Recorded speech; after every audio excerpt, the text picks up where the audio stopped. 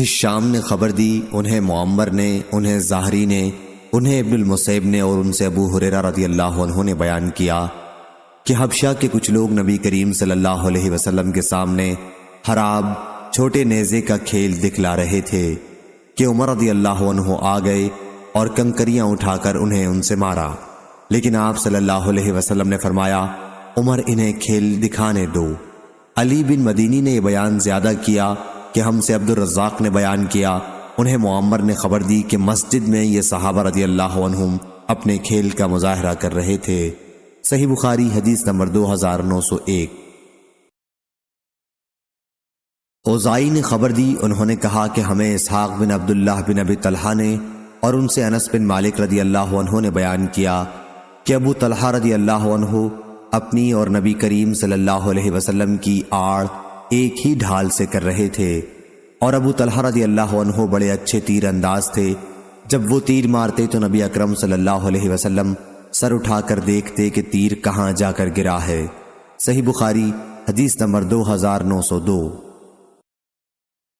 سہل بن سعد سعدی رضی اللہ عنہ نے بیان کیا کہ جب احد کی لڑائی میں حضور صلی اللہ علیہ وسلم کا خود آپ کے سر مبارک پر توڑا گیا اور چہرہ مبارک خون آلود ہو گیا اور آپ کے آگے کے دانت شہید ہو گئے، تو علی رضی اللہ عنہ ڈھال میں بھر بھر کر پانی لا رہے تھے اور فاطمہ رضی اللہ عنہا زخم کو دھو رہی تھیں۔ جب انہوں نے دیکھا کہ خون پانی سے اور زیادہ نکل رہا ہے تو انہوں نے ایک چٹائی جلائی اور اس کی راکھ کو آپ کے زخموں پر لگا دیا، جس سے خون آنا بند ہو گیا۔ صحیح بخاری حدیث نمبر 2903۔ سفیان بن عینہ نے بیان کیا، ان سے عمر بن دینار نے، ان سے زہری نے، ان سے مالک بن اوس بن حدثان نے اور ان سے عمر رضی اللہ عنہ نے بیان کیا کہ بنو نذیر کے باغات وغیرہ اموال ان میں سے تھے جن کو اللہ تعالیٰ نے اپنے رسول صلی اللہ علیہ وسلم کو بغیر لڑنے کے دے دیا تھا۔ مسلمانوں نے ان کے حاصل کرنے کے لیے گھوڑے اور اونٹ نہیں دوڑائے تو یہ اموال خاص طور سے رسول اللہ صلی اللہ علیہ وسلم ہی کے تھے، جن میں سے آپ صلی اللہ علیہ وسلم اپنی ازواج مطہرات کو سالانہ نفقہ کے طور پر بھی دے دیتے تھے اور باقی ہتھیار اور گھوڑوں پر خرچ کرتے تھے تاکہ اللہ کے راستے میں جہاد کے لیے ہر وقت تیاری رہے۔ صحیح بخاری حدیث نمبر 2904۔ سعد بن ابراہیم نے بیان کیا، ان سے عبداللہ بن شداد نے اور ان سے علی رضی اللہ عنہ نے۔ دوسری سند ہم سے قبیصیہ بن عقبہ نے بیان کیا، کہا ہم سے سفیان بن عینہ نے بیان کیا، ان سے سعد بن ابراہیم نے بیان کیا، کہا مجھ سے عبداللہ بن شداد نے بیان کیا، کہا کہ میں نے حضرت علی کرم اللہ وجہہ سے سنا، آپ بیان کرتے تھے کہ سعد بن ابی وقاص رضی اللہ عنہ کے بعد میں نے کسی کے متعلق نبی کریم صلی اللہ علیہ وسلم سے نہیں سنا کہ آپ نے خود کو ان پر صدقہ کیا ہو۔ میں نے سنا کہ آپ فرما رہے تھے تیر برساؤ سعد رضی اللہ عنہ، تم پر میرے ماں باپ قربان ہو۔ صحیح بخاری حدیث نمبر 2905۔ ابو الاسود نے بیان کیا، ان سے عروہ نے اور ان سے عائشہ رضی اللہ عنہا نے کہ رسول اللہ صلی اللہ علیہ وسلم میرے یہاں تشریف لائے تو دو لڑکیاں میرے پاس جنگ بعاث کے گیت گا رہی تھیں۔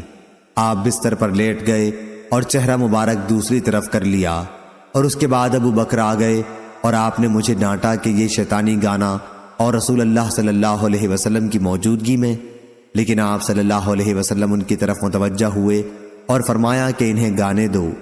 پھر جب ابو بکر رضی اللہ عنہ دوسری طرف متوجہ ہو گئے تو میں نے ان لڑکیوں کو اشارہ کیا اور وہ چلی گئیں۔ صحیح بخاری حدیث نمبر 2906۔ حماد بن زید نے بیان کیا، ان سے ثابت نے اور ان سے انس رضی اللہ عنہ نے بیان کیا کہ نبی کریم صلی اللہ علیہ وسلم سب سے زیادہ خوبصورت اور سب سے زیادہ بہادر تھے۔ ایک رات مدینے پر ایک آواز سن کر بڑا خوف چھا گیا تھا، سب لوگ اس آواز کی طرف بڑھے، لیکن نبی کریم صلی اللہ علیہ وسلم سب سے آگے تھے اور آپ نے ہی واقعے کی تحقیق کی۔ آپ ابو طلحہ رضی اللہ عنہ کے ایک گھوڑے پر سوار تھے جس کی پشت ننگی تھی، آپ کی گردن سے تلوار لٹک رہی تھی اور آپ فرما رہے تھے کہ ڈرو مت۔ پھر آپ صلی اللہ علیہ وسلم نے فرمایا کہ ہم نے تو گھوڑے کو سمندر کی طرح تیز پایا ہے، یا یہ فرمایا کہ گھوڑا جیسے سمندر ہے۔ صحیح بخاری حدیث نمبر 2908۔ اوزائی نے خبر دی، انہوں نے کہا کہ میں نے سلیمان بن حبیب سے سنا، کہا میں نے ابو امامہ باہلی سے سنا، وہ بیان کرتے تھے کہ ایک قوم صحابہ رضی اللہ عنہم نے بہت سی فتوحات حاصل کی اور ان کی تلواروں کی آرائش سونے چاندی سے نہیں ہوئی تھی، بلکہ اونٹ کی پشت کا چمڑا، سیسا اور لوہا ان کی تلواروں کے زیور تھے۔ صحیح بخاری حدیث نمبر 2909۔ جابر بن عبداللہ رضی اللہ عنہ نے خبر دی کہ وہ نبی کریم صلی اللہ علیہ وسلم کے ساتھ نجد کے اطراف میں ایک غزوہ میں شریک تھے۔ جب حضور اکرم صلی اللہ علیہ وسلم جہاد سے واپس ہوئے تو آپ کے ساتھ یہ بھی واپس ہوئے۔ راستے میں قیلولہ کا وقت ایک ایسی وادی میں ہوا جس میں ببول کے درخت بکثرت تھے۔ حضرت صلی اللہ علیہ وسلم نے اسی وادی میں پڑاؤ کیا اور صحابہ پوری وادی میں درخت کے سائے کے لیے پھیل گئے۔ آپ نے بھی ایک ببول کے نیچے قیام فرمایا اور اپنی تلوار درخت پر لٹکا دی۔ ہم سب سو گئے تھے کہ حضرت صلی اللہ علیہ وسلم کے پکارنے کی آواز سنائی دی۔ دیکھا گیا تو ایک بدوی آپ کے پاس تھا۔ حضرت صلی اللہ علیہ وسلم نے فرمایا کہ اس نے غفلت میں میری ہی تلوار مجھ پر کھینچ لی تھی اور میں سویا ہوا تھا۔ جب بیدار ہوا تو ننگی تلوار اس کے ہاتھ میں تھی۔ اس نے کہا مجھ سے تمہیں کون بچائے گا؟ میں نے کہا کہ اللہ۔ 3 مرتبہ میں نے اسی طرح کہا اور تلوار اس کے ہاتھ سے چھوٹ کر گر گئی۔ حضور اکرم صلی اللہ علیہ وسلم نے اعرابی کو کوئی سزا نہیں دی، بلکہ آپ بیٹھ گئے، پھر وہ خود متاثر ہو کر اسلام لائے۔ صحیح بخاری حدیث نمبر 2910۔ عبدالعزیز بن ابی حازم نے بیان کیا، ان سے ان کے والد نے اور ان سے سہل بن سعد سعدی رضی اللہ عنہ نے ان سے احد کی لڑائی میں نبی کریم صلی اللہ علیہ وسلم کے زخمی ہونے کے متعلق پوچھا گیا تو انہوں نے بتلایا کہ آپ کے چہرے مبارک پر زخم آئے اور آپ کے آگے کے دانت ٹوٹ گئے تھے اور خود آپ کے سر مبارک پر ٹوٹ گئی تھی جس سے سر پر زخم آئے تھے۔ حضرت فاطمہ زہرا رضی اللہ عنہا خون دھو رہی تھی اور علی کرم اللہ وجہہ پانی ڈال رہے تھے۔ جب حضرت فاطمہ رضی اللہ عنہا نے دیکھا کہ خون برابر بڑھتا ہی جا رہا ہے تو انہوں نے ایک چٹائی جلائی اور اس کی راکھ کو آپ کے زخموں پر لگا دیا جس سے خون بہنا بند ہو گیا۔ صحیح بخاری حدیث نمبر 2911۔ عبد الرحمن بن مہدی نے بیان کیا، ان سے سفیان سوری نے، ان سے ابو اسحاق نے اور ان سے عمر بن حارث رضی اللہ عنہ نے بیان کیا کہ نبی کریم صلی اللہ علیہ وسلم نے وفات کے بعد اپنے ہتھیار ایک سفید خچر اور ایک قطع رازی جس سے آپ پہلے ہی صدقہ کر چکے تھے کے سوا اور کوئی چیز نہیں چھوڑی تھی۔ صحیح بخاری حدیث نمبر 2912۔ شعیب نے خبر دی، انہیں زہری نے، ان سے سنان بن ابی سنان اور ابو سلمہ نے بیان کیا اور ان دونوں حضرات کو جابر رضی اللہ عنہ نے خبر دی۔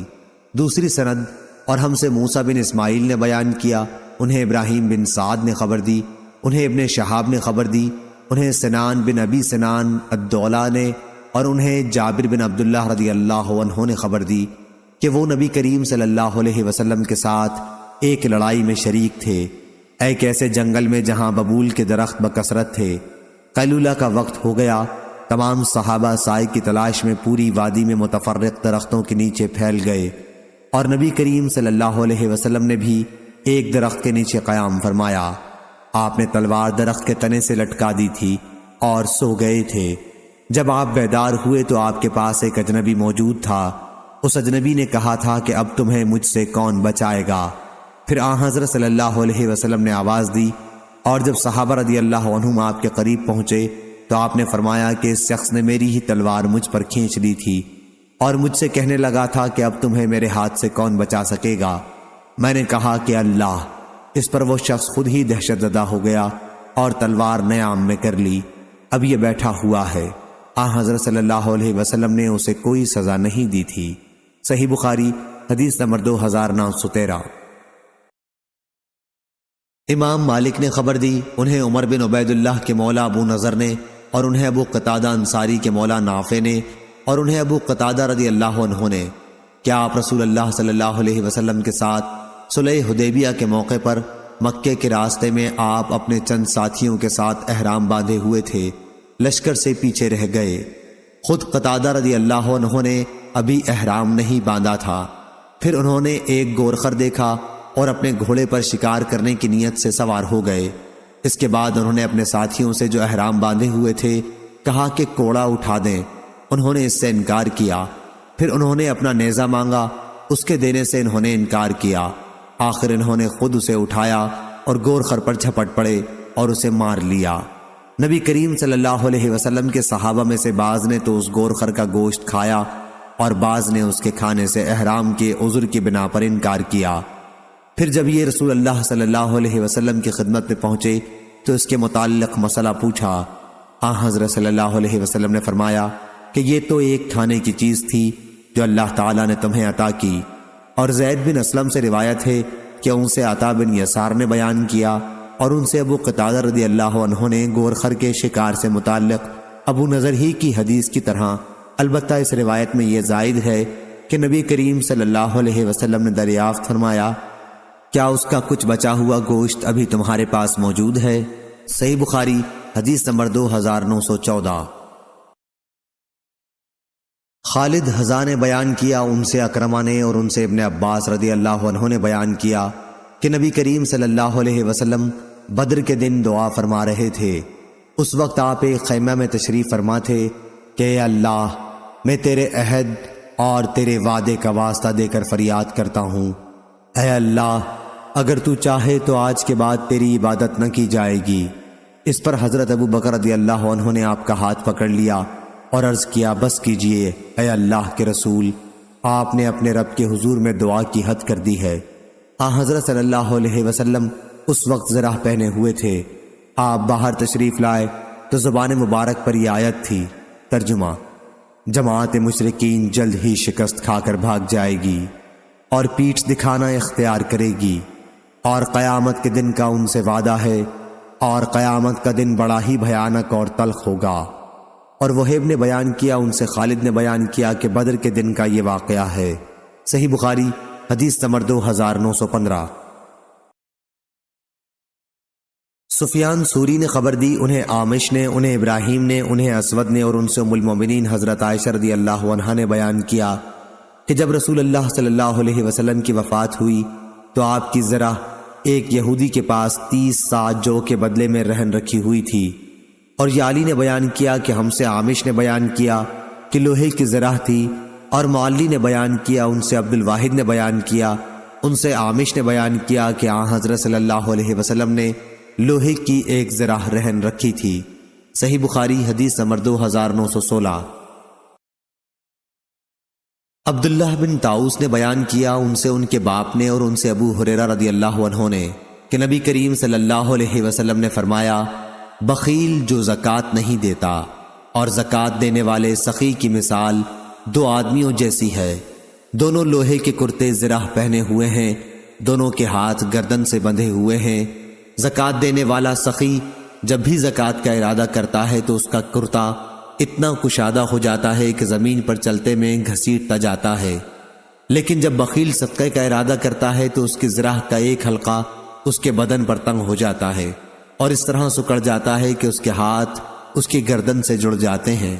ابو ہریرہ رضی اللہ عنہ نے نبی کریم صلی اللہ علیہ وسلم کو یہ فرماتے سنا کہ پھر بخیل اسے ڈھیلا کرنا چاہتا ہے لیکن وہ ڈھیلا نہیں ہوتا۔ صحیح بخاری حدیث نمبر 2917۔ مسروق نے بیان کیا اور ان سے مغیرہ بن شعبہ نے بیان کیا کہ رسول اللہ صلی اللہ علیہ وسلم قضائے حاجت کے لیے تشریف لے گئے۔ جب آپ واپس ہوئے تو میں پانی لے کر خدمت میں حاضر ہوا۔ آپ شامی جبہ پہنے ہوئے تھے۔ پھر آپ نے کلی کی اور ناک میں پانی ڈالا اور اپنے چہرے پاک کو دھویا۔ اس کے بعد ہاتھ دھونے کے لیے آستین چڑھانے کی کوشش کی، لیکن آستین تنگ تھی، اس لیے ہاتھوں کو نیچے سے نکالا، پھر انہیں دھویا اور سر کا مسح کیا اور دونوں موزوں ہر دو کا بھی مسح کیا۔ صحیح بخاری حدیث نمبر 2918۔ سعید بن ابی عروبہ نے بیان کیا، ان سے قتادہ نے اور ان سے انس بن مالک رضی اللہ عنہ نے کہ نبی کریم صلی اللہ علیہ وسلم نے عبد الرحمن بن عوف اور زبیر رضی اللہ عنہ کو خارش کے مرض کی وجہ سے ریشمی کرتا پہننے کی اجازت دے دی تھی، جو ان دونوں کو لاحق ہو گئی تھی، جو اس مرض میں مفید ہے۔ صحیح بخاری حدیث نمبر 2919۔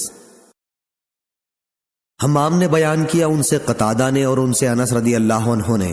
دوسری سند اور ہم سے محمد بن سنان نے بیان کیا، کہا ہم سے حمام نے بیان کیا، ان سے قتادہ نے اور ان سے انس رضی اللہ عنہ نے کہ عبد الرحمن بن عوف اور زبیر بن عوام رضی اللہ عنہ نے نبی کریم صلی اللہ علیہ وسلم سے جوؤں کی شکایت کی تو رسول اللہ صلی اللہ علیہ وسلم نے انہیں ریشمی کپڑے کے استعمال کی اجازت دے دی۔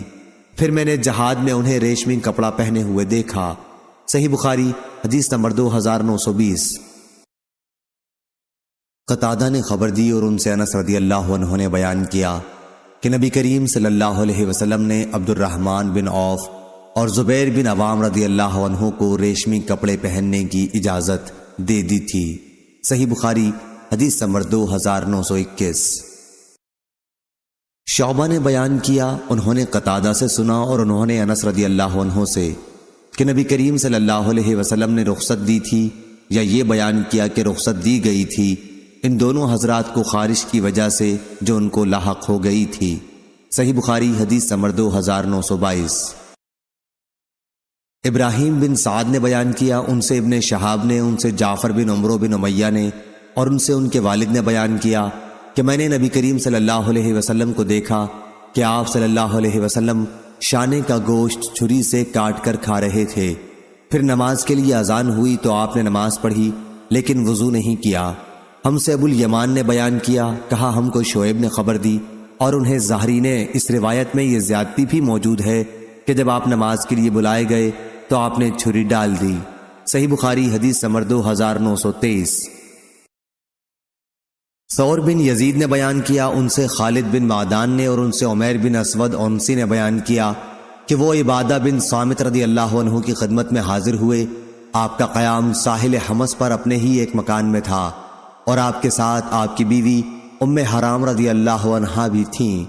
عمیر نے بیان کیا کہ ہم سے ام حرام رضی اللہ عنہا نے بیان کیا کہ میں نے نبی کریم صلی اللہ علیہ وسلم سے سنا ہے، آپ نے فرمایا تھا کہ میری امت کا سب سے پہلا لشکر جو دریائی سفر کر کے جہاد کے لیے جائے گا اس نے اپنے لیے اللہ تعالیٰ کی رحمت و مغفرت واجب کر لی۔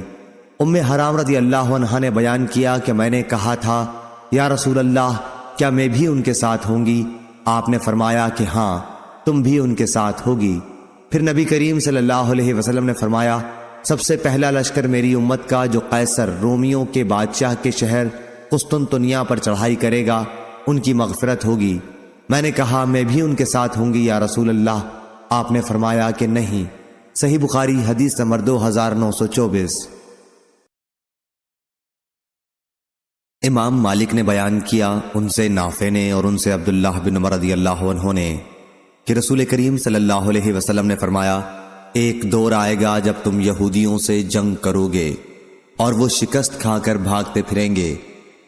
کوئی یہودی اگر پتھر کے پیچھے چھپ جائے گا تو پتھر بھی بول اٹھے گا کہ اے اللہ کے بندے، یہ یہودی میرے پیچھے چھپا بیٹھا ہے، اسے قتل کر ڈال۔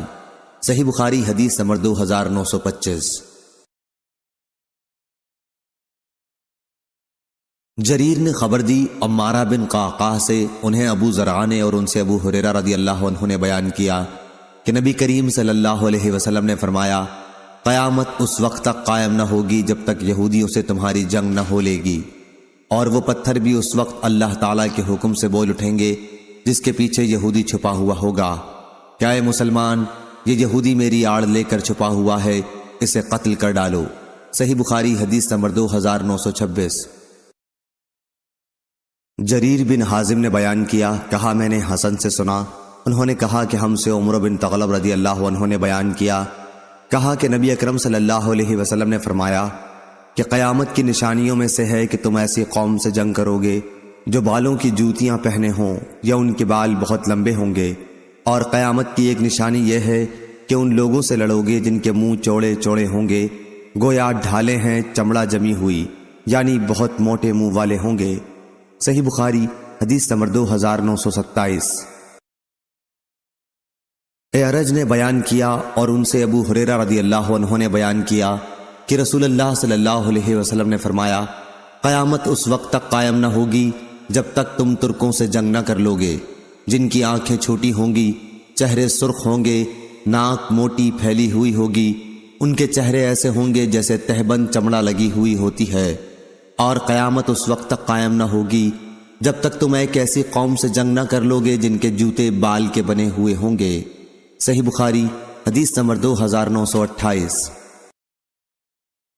ظاہری نے بیان کیا، ان سے سعید بن مسیب نے اور ان سے ابو ہریرہ رضی اللہ عنہ نے کہ نبی کریم صلی اللہ علیہ وسلم نے فرمایا، قیامت اس وقت تک قائم نہ ہوگی جب تک تم ایک ایسی قوم سے لڑائی نہ کر لوگے جن کے جوتے بالوں کے ہوں گے، اور قیامت اس وقت تک قائم نہیں ہوگی جب تک تم ایک ایسی قوم سے جنگ نہ کر لوگے جن کے چہرے طے شدہ ڈھالوں جیسے ہوں گے۔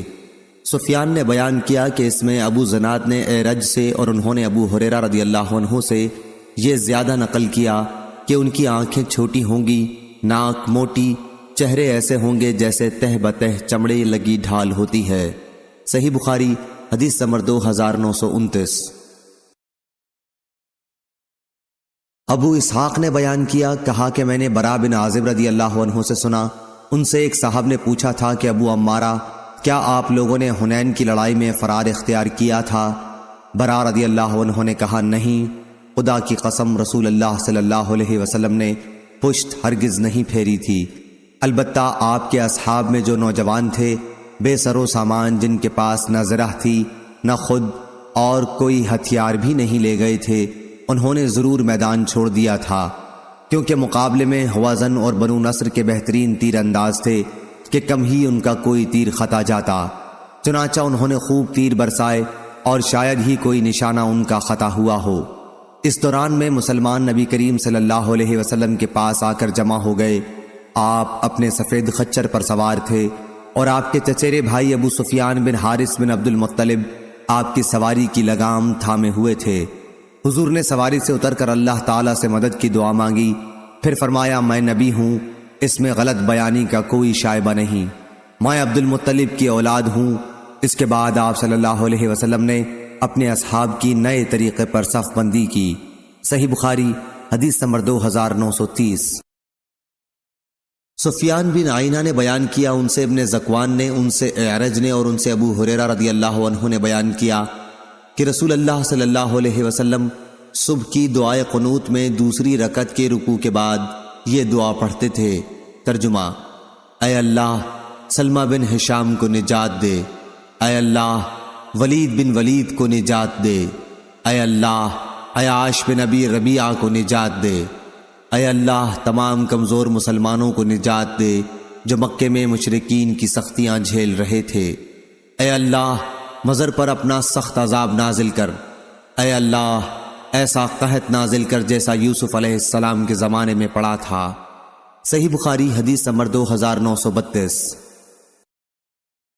اسماعیل بن ابی خالد نے خبر دی اور انہوں نے عبداللہ بن ابی اوفی رضی اللہ عنہ سے سنا، آپ بیان کرتے تھے کہ غزوہ احزاب کے موقع پر رسول اللہ صلی اللہ علیہ وسلم نے یہ دعا کی تھی، اے اللہ کتاب کے نازل کرنے والے، قیامت کے دن حساب بڑی سرعت سے لینے والے، اے اللہ مشرکوں اور کفار کی جماعتوں کو جو مسلمانوں کا استحصال کرنے آئی ہیں شکست دے، اے اللہ انہیں شکست دے اور انہیں جھنجھوڑ کر رکھ دے۔ صحیح بخاری حدیث نمبر 2933۔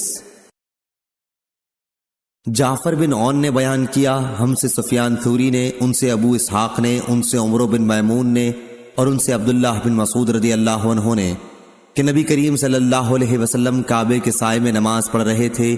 ابو جہل اور قریش کے بعض دوسرے لوگوں نے کہا کہ اونٹ کی اوجڑی لا کر کون ان پر ڈالے گا؟ مکہ کے کنارے ایک اونٹ ذبح ہوا تھا اور اسی کی اوجڑی لانے کے واسطے ان سبوں نے اپنے آدمی بھیجے اور وہ اس اونٹ کی اوجڑی اٹھا لائے اور اسے نبی کریم صلی اللہ علیہ وسلم کے اوپر نماز پڑھتے ہوئے ڈال دیا۔ اس کے بعد فاطمہ رضی اللہ عنہا آئیں اور انہوں نے آپ صلی اللہ علیہ وسلم کے اوپر سے اس گندگی کو ہٹایا۔ حضرت صلی اللہ علیہ وسلم نے اس وقت یہ بد دعا کی کہ اے اللہ قریش کو پکڑ، اے اللہ قریش کو پکڑ، اے اللہ قریش کو پکڑ۔ ابو جہل بن ہشام، عتبہ بن ربیعہ، شیبہ بن ربیعہ، ولید بن عتبہ، ابی بن خلف اور عقبہ بن ابی معید سب کو پکڑ لے۔ عبداللہ بن مسعود رضی اللہ عنہ نے کہا، چنانچہ میں نے ان سب کو جنگ بدر میں بدر کے کنویں میں دیکھا کہ سب کو قتل کر کے اس میں ڈال دیا گیا تھا۔ ابو اسحاق نے کہا کہ میں 7ویں شخص کا جس کے حق میں آپ نے بد دعا کی تھی نام بھول گیا، اور یوسف بن ابی اسحاق نے کہا کہ ان سے اسحاق نے سفیان کی روایت میں ابی بن خلف کے بجائے امیہ بن خلف بیان کیا، اور شعبہ نے کہا کہ امیہ یا ابی شک کے ساتھ ہے، لیکن صحیح امیہ ہے۔ صحیح بخاری حدیث نمبر 2934۔ حماد بن زید نے بیان کیا، ان سے ایوب سختیانی نے، ان سے ابن ابی ملیکہ نے، اور ان سے عائشہ رضی اللہ عنہا نے کہ بعض یہودی نبی کریم صلی اللہ علیہ وسلم کی خدمت میں آئے اور کہا، السلام علیکم، تم پر موت آئے۔ میں نے ان پر لعنت بھیجی۔ آپ نے فرمایا، کیا بات ہوئی؟ میں نے کہا، کیا انہوں نے ابھی جو کہا تھا آپ نے نہیں سنا؟ آپ نے فرمایا، کیا اور تم نے نہیں سنا کہ میں نے اس کا کیا جواب دیا؟ وعلیکم، یعنی تم پر بھی وہی آئے، یعنی میں نے کوئی برا لفظ زبان سے نہیں نکالا، صرف ان کی بات انہی پر لوٹا دی۔ صحیح بخاری حدیث نمبر 2935۔ ابن شہاب نے خبر دی، ان سے ان کے چچا نے بیان کیا، انہوں نے کہا کہ مجھے عبید اللہ بن عبداللہ بن عتبہ بن مسعود نے خبر دی، انہیں عبداللہ بن عباس رضی اللہ عنہ نے خبر دی کہ رسول اللہ صلی اللہ علیہ وسلم نے روم کے بادشاہ قیصر کو خط لکھا، جس میں آپ نے یہ بھی لکھا تھا کہ اگر تم نے اسلام کی دعوت سے منہ موڑا تو اپنے گناہ کے ساتھ ان کاشتکاروں کا بھی گناہ تم پر پڑے گا جن پر تم حکمرانی کر رہے ہو۔ صحیح بخاری حدیث نمبر 2936۔ عبد الرحمن نے بیان کیا کہ ابو ہریرہ رضی اللہ عنہ نے بیان کیا کہ طفیل بن عمرو دوسی رضی اللہ عنہ اپنے ساتھیوں کے ساتھ حضور اکرم صلی اللہ علیہ وسلم کی خدمت میں حاضر ہوئے اور عرض کیا کہ یا رسول اللہ صلی اللہ علیہ وسلم، قبیلہ دوس کے لوگ سرکشی پر اتر آئے ہیں اور اللہ کا کلام سننے سے انکار کرتے ہیں، آپ ان پر بد دعا کیجئے۔ پاس صحابہ رضی اللہ عنہم نے کہا کہ اب دوس کے لوگ برباد ہو جائیں گے، لیکن آپ صلی اللہ علیہ وسلم نے فرمایا، اے اللہ، دوس کے لوگوں کو ہدایت دے اور انہیں دائرہ اسلام میں کھینچ لا۔ صحیح بخاری حدیث نمبر 2937۔ شعبہ نے خبر دی قتادہ سے، انہوں نے کہا کہ میں نے انس رضی اللہ عنہ سے سنا کہ آپ بیان کرتے تھے کہ جب نبی کریم صلی اللہ علیہ وسلم نے شاہ روم کو خط لکھنے کا ارادہ کیا تو آپ سے کہا گیا کہ وہ لوگ کوئی خط اس وقت تک قبول نہیں کرتے جب تک وہ سر بمہر نہ ہو۔ چنانچہ حضرت صلی اللہ علیہ وسلم نے ایک چاندی کی انگوٹھی بنوائی، گویا دست مبارک پر اس کی سفیدی میری نظروں کے سامنے ہے، اس انگوٹھی پر محمد الرسول اللہ کھدا ہوا تھا۔ صحیح بخاری حدیث نمبر 2938۔ عبید اللہ بن عبداللہ بن عتبہ نے خبر دی اور انہیں عبداللہ بن عباس رضی اللہ عنہ نے کہ رسول اللہ صلی اللہ علیہ وسلم نے اپنا خط کسرا کے پاس بھیجا۔ آپ نے ایلچی سے یہ فرمایا تھا کہ وہ آپ صلی اللہ علیہ وسلم کے خط کو بحرین کے گورنر کو دے دیں، بحرین کا گورنر اسے کسرا کے دربار میں پہنچا دے گا۔ جب کسرا نے مکتوب پڑھا تو اسے اس نے پھاڑ ڈالا۔ مجھے یاد ہے کہ سعید بن مسیب نے بیان کیا تھا کہ پھر نبی کریم صلی اللہ علیہ وسلم نے اس پر بد دعا کی تھی کہ وہ بھی پارا پارا ہو جائے، چنانچہ ایسا ہی ہوا۔ صحیح بخاری حدیث نمبر 2939۔ ابو سفیان رضی اللہ عنہ نے خبر دی کہ قریش کے قافلے کے ساتھ وہ ان دنوں شام میں مقیم تھے۔ یہ قافلہ اس دور میں یہاں تجارت کی غرض سے آیا تھا جس میں حضرت صلی اللہ علیہ وسلم اور کفار قریش میں باہم صلح ہو چکی تھی، صلح حدیبیہ۔ ابو سفیان نے کہا کہ قیصر کے آدمی کی ہم سے شام کے ایک مقام پر ملاقات ہوئی اور وہ مجھے اور میرے ساتھیوں کو اپنے ساتھ قیصر کے دربار میں بیت المقدس لے کر چلا۔ پھر جب ہم ایلیا بیت المقدس پہنچے تو قیصر کے دربار میں ہماری بازیابی ہوئی۔ اس وقت قیصر دربار میں بیٹھا ہوا تھا، اس کے سر پر تاج تھا اور روم کے امراء اس کے ارد گرد تھے۔ اس نے اپنے ترجمان سے کہا کہ ان سے پوچھو کہ جنہوں نے ان کی یہاں نبوت کا دعویٰ کیا ہے، نسب کے اعتبار سے ان کے قریب میں سے کون شخص ہے؟ ابو سفیان نے کہا کہ میں نے کہا میں نسب کے اعتبار سے ان کے زیادہ قریب ہوں۔ قیصر نے پوچھا تمہاری اور ان کی قرابت کیا ہے؟ میں نے کہا رشتے میں وہ میرے چچا زاد بھائی ہوتے ہیں۔ اتفاق تھا کہ اس مرتبہ قافلے میں میرے سوا بنی عبد مناف کا اور آدمی موجود نہیں تھا۔ قیصر نے کہا کہ اس شخص ابو سفیان رضی اللہ عنہ کو مجھ سے قریب کر دو، اور جو لوگ میرے ساتھ تھے اس کے حکم سے میرے پیچھے قریب میں کھڑے کر دیے گئے۔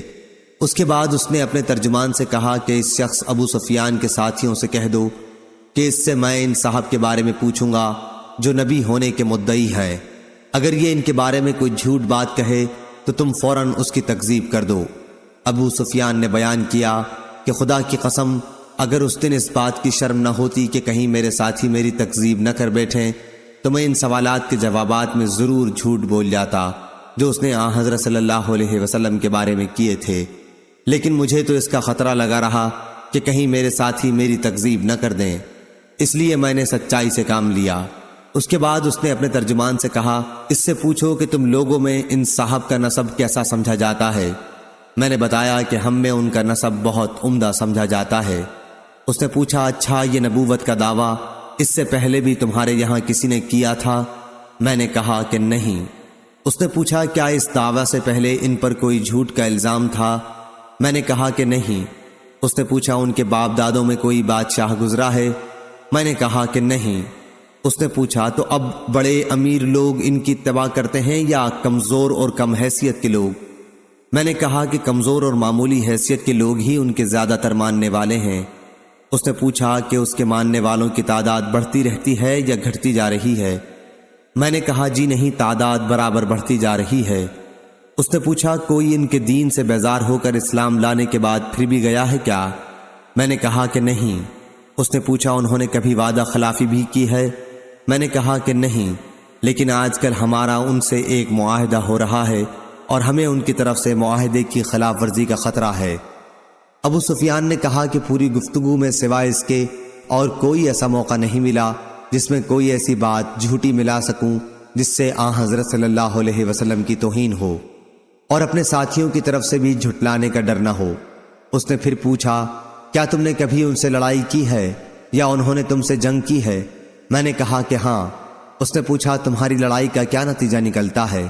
میں نے کہا، لڑائی میں ہمیشہ کسی ایک گروہ نے فتح نہیں حاصل کی، کبھی وہ ہمیں مغلوب کر لیتے ہیں اور کبھی ہم انہیں۔ اس نے پوچھا، وہ تمہیں کن کاموں کا حکم دیتے ہیں؟ کہا، ہمیں وہ اس کا حکم دیتے ہیں کہ ہم صرف اللہ کی عبادت کریں اور اس کا کسی کو بھی شریک نہ ٹھہرائیں۔ ہمیں ان بتوں کی عبادت سے منع کرتے ہیں جن کی ہمارے باپ دادا عبادت کیا کرتے تھے۔ نماز، صدقہ، پاک بازی و مروت و وفا، عہد اور امانت کے ادا کرنے کا حکم دیتے ہیں۔ جب میں اسے یہ تمام باتیں بتا چکا تو اس نے اپنے ترجمان سے کہا، ان سے کہو کہ میں نے تم سے ان کے نسب کے متعلق دریافت کیا تو تم نے بتایا کہ وہ تمہارے یہاں صاحب نسب اور شریف سمجھے جاتے ہیں، اور انبیاء بھی یوں ہی اپنی قوم کے اعلیٰ نسب میں پیدا کیے جاتے ہیں۔ میں نے تم سے یہ پوچھا تھا کہ کیا نبوت کا دعویٰ تمہارے یہاں اس سے پہلے بھی کسی نے کیا تھا؟ تم نے بتایا کہ ہمارے ہاں ایسا دعویٰ پہلے کسی نے نہیں کیا تھا۔ اس سے میں یہ سمجھتا ہوں کہ اگر اس سے پہلے تمہارے یہاں کسی نے نبوت کا دعویٰ کیا ہوتا تو میں یہ بھی کہہ سکتا تھا کہ یہ صاحب بھی اسی دعوے کی نقل کر رہے ہیں جو اس سے پہلے کیا جا چکا ہے۔ میں نے تم سے دریافت کیا کہ کیا تم نے دعوی نبوت سے پہلے کبھی ان کی طرف جھوٹ منسوب کیا تھا؟ تم نے بتایا کہ ایسا کبھی نہیں ہوا۔ اس سے میں اس نتیجے پر پہنچا کہ یہ ممکن نہیں کہ ایک شخص جو لوگوں کے متعلق کبھی جھوٹ نہ بول سکا ہو وہ خدا کے متعلق جھوٹ بول دے۔ میں نے تم سے دریافت کیا کہ ان کے باپ دادوں میں کوئی بادشاہ تھا؟ تم نے بتایا کہ نہیں۔ میں نے اس سے یہ فیصلہ کیا کہ اگر ان کے باپ دادوں میں کوئی بادشاہ گزرا ہوتا تو میں یہ بھی کہہ سکتا تھا کہ نبوت کا دعویٰ کر کے وہ اپنے باپ دادوں کی سلطنت حاصل کرنا چاہتے ہیں۔ میں نے تم سے دریافت کیا کہ ان کی اتباع قوم کے بڑے لوگ کرتے ہیں یا کمزور اور بے حیثیت لوگ؟ تم نے بتایا کہ کمزور غریب قسم کے لوگ ان کی تابعداری کرتے ہیں، اور یہی گروہ انبیاء کی ہر دور میں اطاعت کرنے والا رہا ہے۔ میں نے تم سے پوچھا کہ ان تابعداروں کی تعداد بڑھتی رہتی ہے یا گھٹتی بھی ہے؟ تم نے بتایا کہ وہ لوگ برابر بڑھ ہی رہے ہیں۔ ایمان کا بھی یہی حال ہے یہاں تک کہ وہ مکمل ہو جائے۔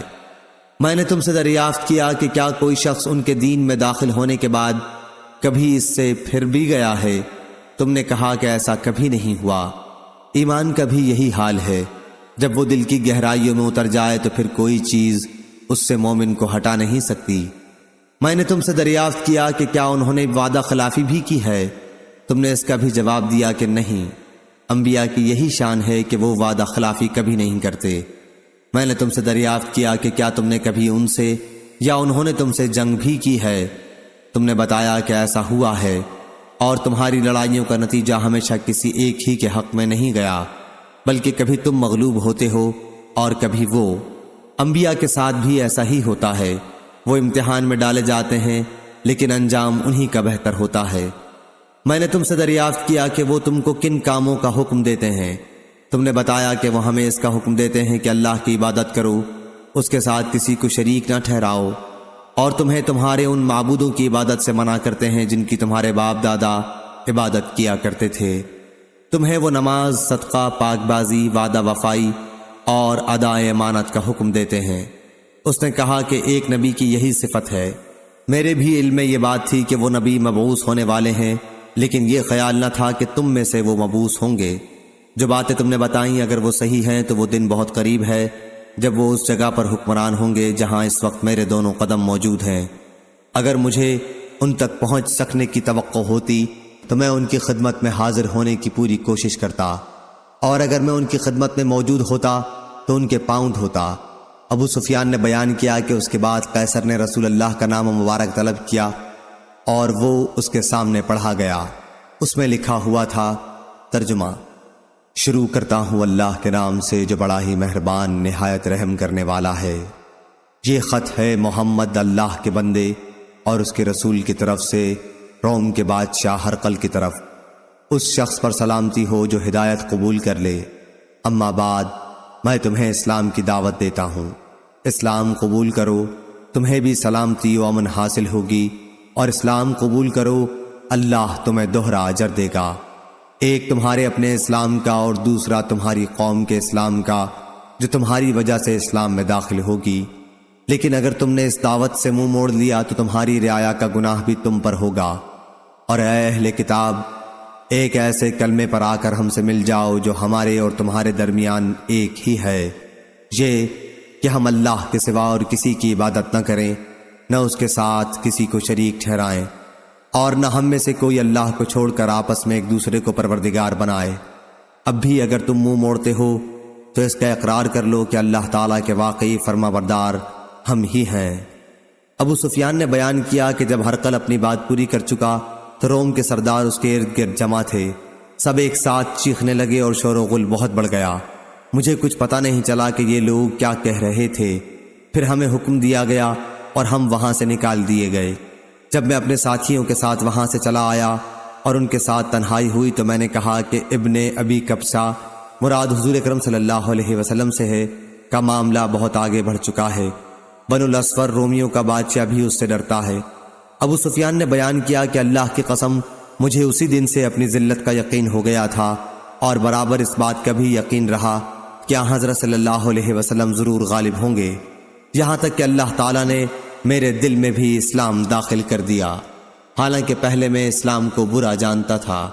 صحیح بخاری حدیث نمبر 2941۔ عبدالعزیز بن ابی حازم نے بیان کیا، ان سے ان کے والد نے، ان سے سہل بن سعد سعدی رضی اللہ عنہ نے، اور انہوں نے نبی کریم صلی اللہ علیہ وسلم سے سنا، آپ نے خیبر کی لڑائی کے دن فرمایا تھا کہ اسلامی جھنڈا میں ایک ایسے شخص کے ہاتھ میں دوں گا جس کے ذریعے اللہ تعالیٰ فتح عنایت فرمائے گا۔ اب سب اس انتظار میں تھے کہ دیکھیے جھنڈا کسے ملتا ہے۔ جب صبح ہوئی تو سب سرکردہ لوگ اسی میدان میں رہے کہ کاش انہی کو مل جائے، لیکن حضرت صلی اللہ علیہ وسلم نے دریافت فرمایا، علی کہاں ہیں؟ عرض کیا گیا کہ وہ آنکھوں کے درد میں مبتلا ہیں۔ آخر آپ کے حکم سے انہیں بلایا گیا۔ آپ صلی اللہ علیہ وسلم نے اپنا لعاب دہن مبارک ان کی آنکھوں میں لگا دیا اور فوراً ہی وہ اچھے ہو گئے جیسے پہلے کوئی تکلیف ہی نہ رہی ہو۔ حضرت علی رضی اللہ عنہ نے کہا کہ ہم ان یہودیوں سے اس وقت تک جنگ کریں گے جب تک یہ ہمارے جیسے مسلمان نہ ہو جائیں، لیکن حضرت صلی اللہ علیہ وسلم نے فرمایا، ابھی ٹھہرو، پہلے ان کے میدان میں اتر کر انہیں تم اسلام کی دعوت دے لو اور ان کے لیے جو چیزیں ضروری ہیں ان کی خبر کر دو، پھر وہ نہ مانے تو لڑنا۔ اللہ کی قسم اگر تمہارے ذریعے ایک شخص کو بھی ہدایت مل جائے تو یہ تمہارے حق میں سرخ اونٹوں سے بہتر ہے۔ صحیح بخاری حدیث نمبر 2942۔ ابو اسحاق نے بیان کیا، ان سے حمید نے کہا کہ میں نے انس رضی اللہ عنہ سے سنا، آپ بیان کرتے تھے کہ رسول اللہ صلی اللہ علیہ وسلم جب کسی قوم پر چڑھائی کرتے تو اس وقت تک کوئی اقدام نہ فرماتے جب تک صبح نہ ہو جاتی، جب صبح ہو جاتی اور اذان کی آواز سن لیتے تو رک جاتے، اور اگر اذان کی آواز سنائی نہ دیتی تو صبح ہونے کے بعد حملہ کرتے۔ چنانچہ خیبر میں بھی ہم رات میں پہنچے تھے۔ اس حدیث میں بھی اشارہ ہے کہ جنگ شروع کرنے سے پہلے ہر وہ موقع تلاش کر لینا چاہیے جس سے جنگ کا خطرہ ٹل سکے، کیونکہ اسلام کا مقصد جنگ ہرگز نہیں ہے۔ صحیح بخاری حدیث نمبر 2943۔ اسماعیل بن جعفر نے بیان کیا، ان سے حمید نے اور ان سے انس رضی اللہ عنہ نے کہ نبی کریم صلی اللہ علیہ وسلم ہمیں ساتھ لے کر ایک غزوہ کے لیے تشریف لے گئے۔ صحیح بخاری حدیث نمبر 2944۔ عبداللہ بن مسلمہ نے بیان کیا، ان سے امام مالک نے، ان سے حمید نے اور ان سے انس رضی اللہ عنہ نے کہ رسول کریم صلی اللہ علیہ وسلم رات میں خیبر تشریف لے گئے، اور آپ کی عادت تھی کہ جب کسی قوم تک رات کے وقت پہنچتے تو صبح سے پہلے ان پر حملہ نہیں کرتے تھے۔ جب صبح ہوئی تو یہودی اپنے پھاوڑے اور ٹوکرے لے کر باہر کھیتوں میں کام کرنے کے لیے نکلے۔ جب انہوں نے اسلامی لشکر کو دیکھا تو چیخ پڑے، محمد واللہ، محمد لشکر سمیت آ گئے۔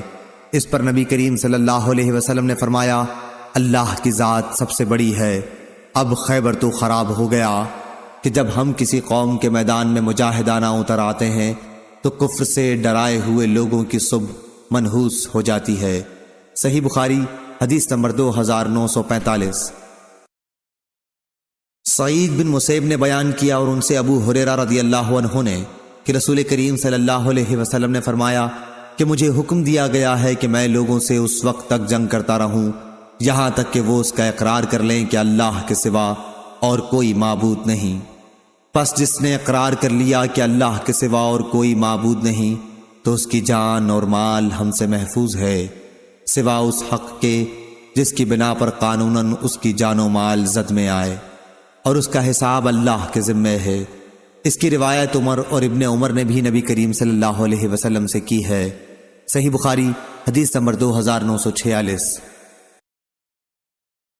ابن شہاب نے بیان کیا، کہا کہ مجھے عبد الرحمن بن عبداللہ بن کعب بن مالک نے خبر دی، اور انہیں عبداللہ بن کعب رضی اللہ عنہ نے۔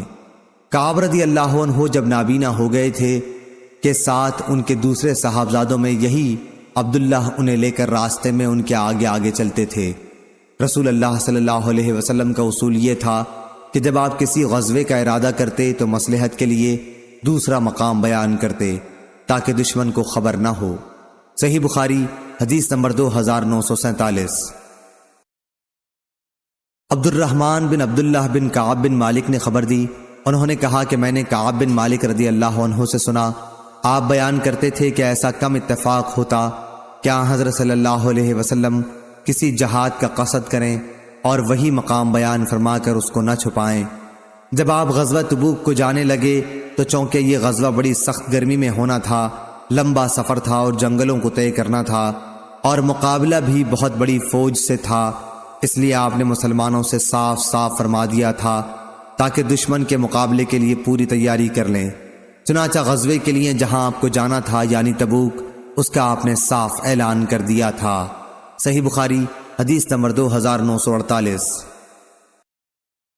عبد الرحمن بن کعب بن مالک نے خبر دی کہ حضرت کعب بن مالک رضی اللہ عنہ کہا کرتے تھے کہ کم ایسا ہوتا کہ رسول اللہ صلی اللہ علیہ وسلم کسی سفر میں جمعرات کے سوا اور کسی دن نکلیں۔ صحیح بخاری حدیث نمبر 2949۔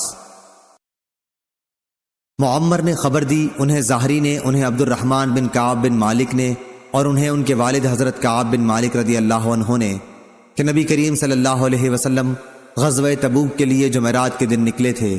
آپ جمعرات کے دن سفر کرنا پسند فرماتے تھے۔ صحیح بخاری حدیث نمبر 2950۔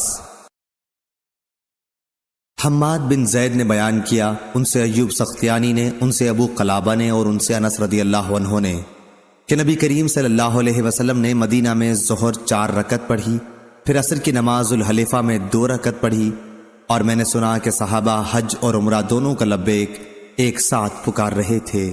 صحیح بخاری حدیث نمبر 2951۔ عبداللہ بن مسلمہ نے بیان کیا امام مالک سے، ان سے یحییٰ بن سعید نے، ان سے عمرہ بنت عبد الرحمن نے، اور ان سے عائشہ رضی اللہ عنہا نے بیان کیا کہ مدینہ سے حجۃ الوداع کے لیے رسول کریم صلی اللہ علیہ وسلم کے ساتھ ہم اس وقت نکلے جب ذی قعدہ کے 5 دن باقی تھے۔ ہفتے کے دن ہمارا مقصد حج کے سوا اور کچھ بھی نہ تھا۔ جب ہم مکے سے قریب ہوئے تو رسول کریم صلی اللہ علیہ وسلم نے حکم فرمایا کہ جس کے ساتھ قربانی کا جانور نہ ہو، جب وہ بیت اللہ کے طواف اور صفا اور مروہ کی سعی سے فارغ ہو جائے تو احرام کھول دے، پھر حج کے لیے بعد میں احرام باندھے۔ حضرت عائشہ رضی اللہ عنہا نے کہا کہ 10ویں ذی الحج کو ہمارے یہاں گائے کا گوشت آیا۔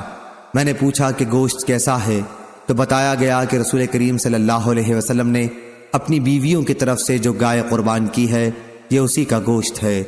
یحییٰ نے بیان کیا کہ میں نے اس کے بعد اس حدیث کا ذکر قاسم بن محمد سے کیا تو انہوں نے بتایا کہ قسم اللہ کی، عمرہ بنت عبد الرحمن نے تم سے یہ حدیث ٹھیک ٹھیک بیان کی ہے۔ صحیح بخاری حدیث نمبر 2952۔ ظاہری نے بیان کیا ان سے عبید اللہ نے اور ان سے ابن عباس رضی اللہ عنہ نے کہ نبی کریم صلی اللہ علیہ وسلم فتح مکہ کے لیے مدینے سے رمضان میں نکلے اور روزے سے تھے۔ جب آپ مقام قدید پر پہنچے تو آپ نے افطار کیا۔ سفیان نے کہا کہ ظاہری نے بیان کیا، انہیں عبید اللہ نے خبر دی اور انہیں ابن عباس رضی اللہ عنہ نے پھر یہی حدیث بیان کی۔ صحیح بخاری حدیث نمبر 2953۔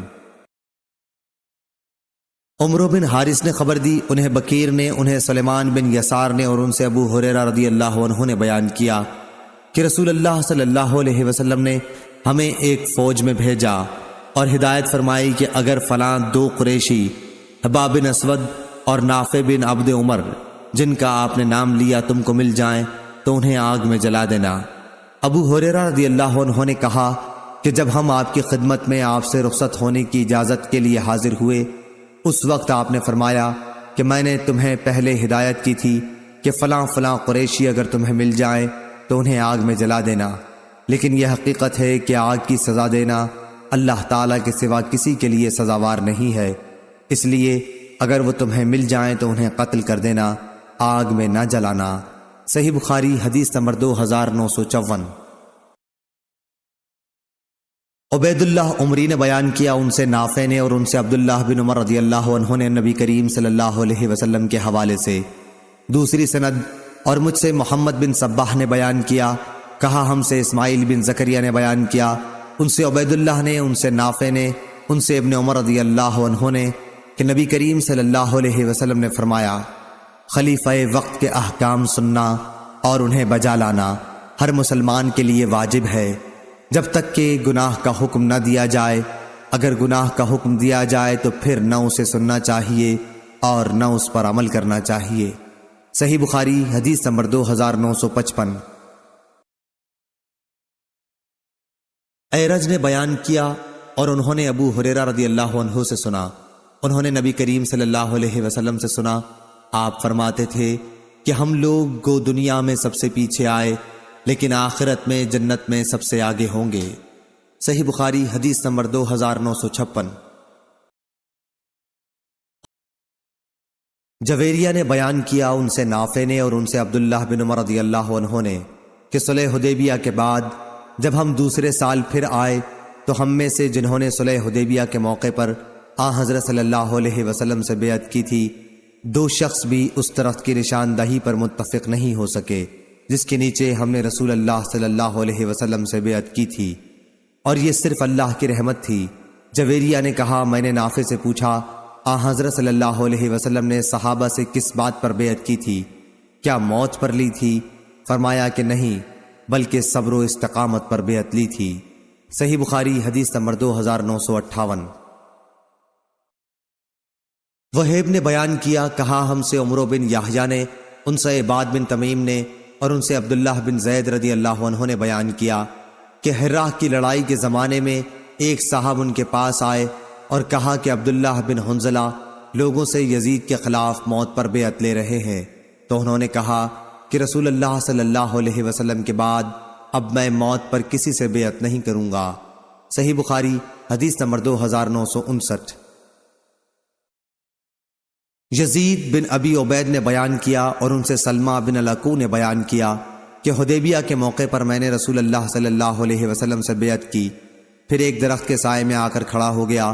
جب لوگوں کا ہجوم کم ہوا تو حضرت صلی اللہ علیہ وسلم نے دریافت کیا ابن الاکوع کیا بیعت نہیں کرو گے؟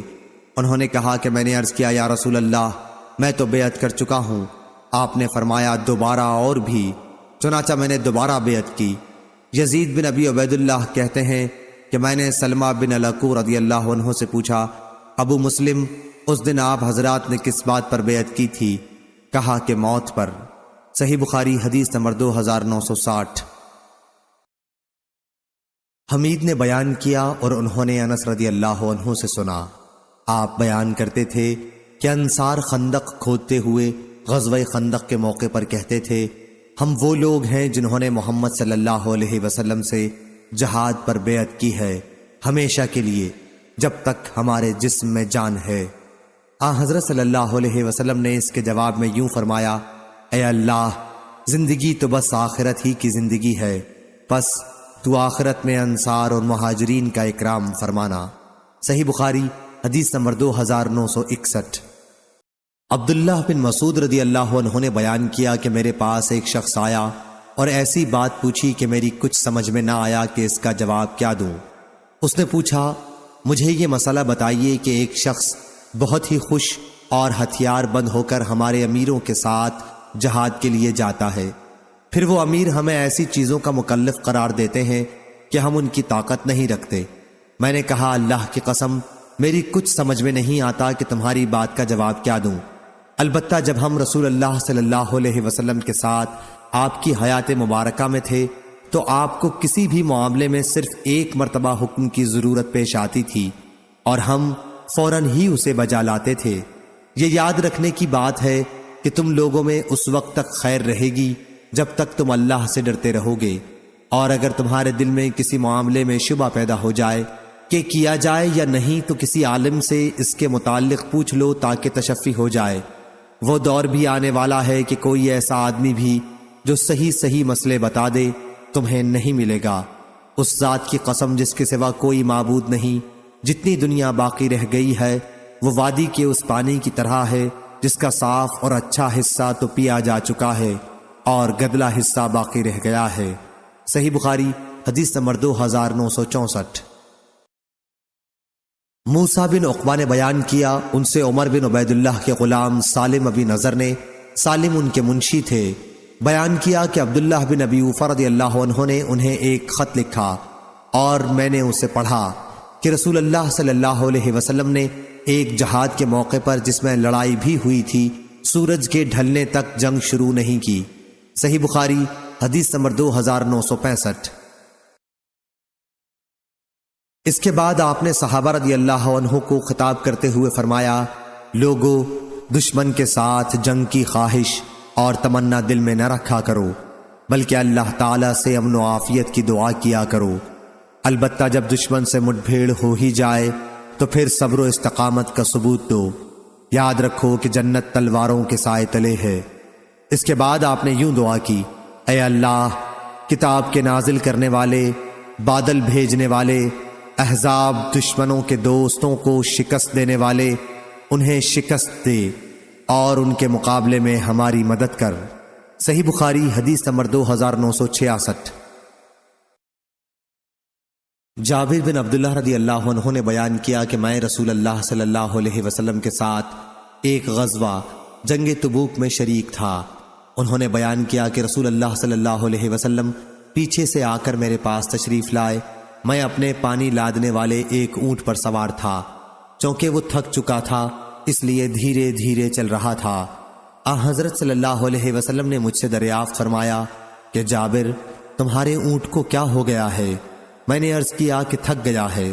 جابر رضی اللہ عنہ نے بیان کیا پھر آپ صلی اللہ علیہ وسلم پیچھے گئے اور اسے ڈانٹا اور اس کے لیے دعا کی، پھر تو وہ برابر دوسرے اونٹوں کے آگے آگے چلتا رہا۔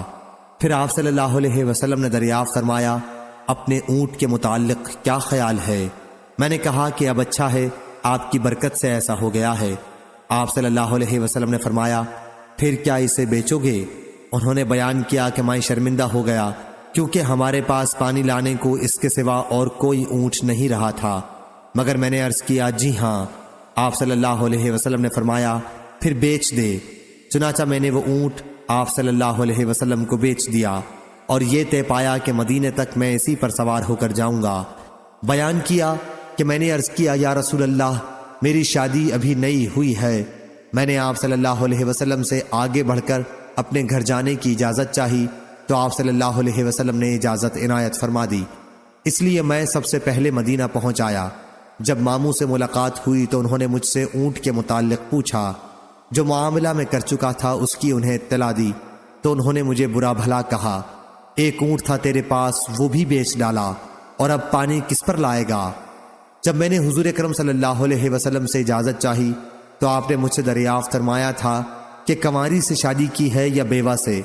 میں نے عرض کیا تھا بیوہ سے۔ اس پر آپ نے فرمایا تھا کہ باکرہ سے کیوں نہ کی، وہ بھی تمہارے ساتھ کھیلتی اور تم بھی اس کے ساتھ کھیلتے، کیونکہ حضرت جابر رضی اللہ عنہ بھی ابھی کنوارے تھے۔ میں نے کہا یا رسول اللہ میرے باپ کی وفات ہو گئی ہے، یا یہ کہا کہ وہ احد میں شہید ہو چکے ہیں اور میری چھوٹی چھوٹی بہنیں ہیں، اس لیے مجھے اچھا نہیں معلوم ہوا کہ انہی جیسی کسی لڑکی کو بیاہ کلاؤں جو نہ انہیں ادب سکھا سکے نہ ان کی نگرانی کر سکے۔ اس لیے میں نے بیوہ سے شادی کی تاکہ وہ ان کی نگرانی کرے اور انہیں ادب سکھائے۔ انہوں نے بیان کیا، کہا پھر جب نبی کریم صلی اللہ علیہ وسلم مدینہ پہنچے تو صبح کے وقت میں اسی اونٹ پر آپ کی خدمت میں حاضر ہوا۔ حضرت صلی اللہ علیہ وسلم نے مجھے اونٹ کی قیمت عطا فرمائی اور پھر وہ اونٹ بھی واپس کر دیا۔ مغیرہ راوی نے کہا کہ ہمارے نزدیک بائع میں یہ شرط لگانا اچھا ہے، کچھ برا نہیں۔ صحیح بخاری حدیث نمبر 2967۔ قتادہ نے بیان کیا اور ان سے انس بن مالک رضی اللہ عنہ نے بیان کیا کہ مدینہ میں ایک دفعہ کچھ دہشت پھیل گئی تو رسول اللہ صلی اللہ علیہ وسلم ابو طلحہ کے گھوڑے پر سوار ہو کر حالات معلوم کرنے کے لیے سب سے آگے تھے۔ پھر آپ صلی اللہ علیہ وسلم نے فرمایا کہ ہم نے تو کوئی بات نہیں دیکھی، البتہ اس گھوڑے کو ہم نے دوڑنے میں دریا کی روانی جیسا تیز پایا ہے۔ صحیح بخاری حدیث نمبر 2968۔ جریر بن حازم نے بیان کیا، ان سے محمد نے اور ان سے انس بن مالک رضی اللہ عنہ نے بیان کیا کہ مدینہ میں لوگوں میں دہشت پھیل گئی تھی تو رسول اللہ صلی اللہ علیہ وسلم ابو طلحہ رضی اللہ عنہ کے ایک گھوڑے پر جو بہت سست تھا سوار ہوئے اور تنہا ایڑ لگاتے ہوئے آگے بڑھے۔ صحابہ رضی اللہ عنہم بھی آپ کے پیچھے سوار ہو کر نکلے۔ اس کے بعد واپسی پر حضرت صلی اللہ علیہ وسلم نے فرمایا، خوفزدہ ہونے کی کوئی بات نہیں ہے، البتہ یہ گھوڑا دریا ہے۔ اس دن کے بعد پھر وہ گھوڑا دوڑ وغیرہ کے موقع پر کبھی پیچھے نہیں رہا۔ صحیح بخاری حدیث نمبر 2969۔ سفیان نے بیان کیا کہ میں نے مالک بن انس سے سنا، انہوں نے زید بن اسلم سے پوچھا تھا اور زید نے کہا کہ میں نے اپنے باپ سے سنا تھا۔ وہ بیان کرتے تھے کہ عمر بن خطاب رضی اللہ عنہ نے فرمایا، میں نے اللہ کے راستے میں جہاد کے لیے اپنا ایک گھوڑا ایک شخص کو سواری کے لیے دے دیا تھا، پھر میں نے دیکھا کہ بازار میں وہی گھوڑا بک رہا ہے۔ میں نے نبی کریم صلی اللہ علیہ وسلم سے پوچھا کہ کیا میں اسے خرید سکتا ہوں؟ آپ صلی اللہ علیہ وسلم نے فرمایا کہ اس گھوڑے کو تم نہ خریدو اور اپنا صدقہ خواہ خرید کر ہی ہو واپس نہ لو۔ صحیح بخاری حدیث نمبر 2970۔ امام مالک نے بیان کیا، ان سے نافع نے، ان سے عبداللہ بن عمر رضی اللہ عنہ نے کہ عمر بن خطاب رضی اللہ عنہ نے اللہ کے راستے میں اپنا ایک گھوڑا سواری کے لیے دے دیا تھا۔ انہوں نے دیکھا کہ وہی گھوڑا بک رہا ہے۔ اپنے گھوڑے کو انہوں نے خریدنا چاہا اور رسول کریم صلی اللہ علیہ وسلم سے اس کے متعلق پوچھا تو حضرت صلی اللہ علیہ وسلم نے فرمایا کہ تم اسے نہ خریدو اور اس طرح اپنے صدقے کو واپس نہ لو۔ صحیح بخاری حدیث نمبر 2971۔ ابو صالح نے بیان کیا، کہا کہ میں نے ابو ہریرہ رضی اللہ عنہ سے سنا، آپ بیان کرتے تھے کہ نبی کریم صلی اللہ علیہ وسلم نے فرمایا، اگر میری امت پر یہ امر مشکل نہ گزرتا تو میں کسی سریہ یعنی مجاہد کا ایک چھوٹا سا دستہ جس کی تعداد زیادہ سے زیادہ 40 ہو کی شرط بھی نہ چھوڑتا، لیکن میرے پاس سواری کے اتنے اونٹ نہیں ہیں کہ میں ان کو سوار کر کے چلوں، اور یہ مجھ پر بہت مشکل ہے کہ میرے ساتھی مجھ سے پیچھے رہ جائیں۔ میری تو یہ خوشی ہے کہ اللہ کے راستے میں جہاد کروں اور شہید کیا جاؤں، پھر زندہ کیا جاؤں، پھر شہید کیا جاؤں اور پھر زندہ کیا جاؤں۔ صحیح بخاری حدیث نمبر 2972۔ یعلی بن امیہ رضی اللہ عنہ نے بیان کیا کہ میں رسول کریم صلی اللہ علیہ وسلم کے ساتھ غزوہ تبوک میں شریک تھا اور ایک جوان اونٹ میں نے چڑھنے کو دیا تھا۔ میرے خیال میں میرا یہ عمل تمام دوسرے اعمال کے مقابلے میں سب سے زیادہ قابل بھروسہ تھا کہ اللہ کے ہاں مقبول ہوگا۔ میں نے ایک مزدور بھی اپنے ساتھ لے لیا تھا۔ پھر وہ مزدور ایک شخص خود یعلی بن امیہ رضی اللہ عنہ سے لڑ پڑا اور ان میں سے ایک نے دوسرے کے ہاتھ میں دانت سے کاٹ لیا۔ دوسرے نے جھٹ جو اپنا ہاتھ اس کے منہ سے کھینچا تو اس کے آگے کا دانت ٹوٹ گیا۔ وہ شخص نبی کریم صلی اللہ علیہ وسلم کی خدمت میں فریادی ہوا، لیکن آن حضرت صلی اللہ علیہ وسلم نے ہاتھ کھینچنے والے پر کوئی تاوان نہیں فرمایا کہ کیا تمہارے منہ میں وہ اپنا ہاتھ یوں ہی رہنے دیتا تاکہ تم اسے چبا جاؤ جیسے اونٹ چباتا ہے۔ صحیح بخاری حدیث نمبر 2973۔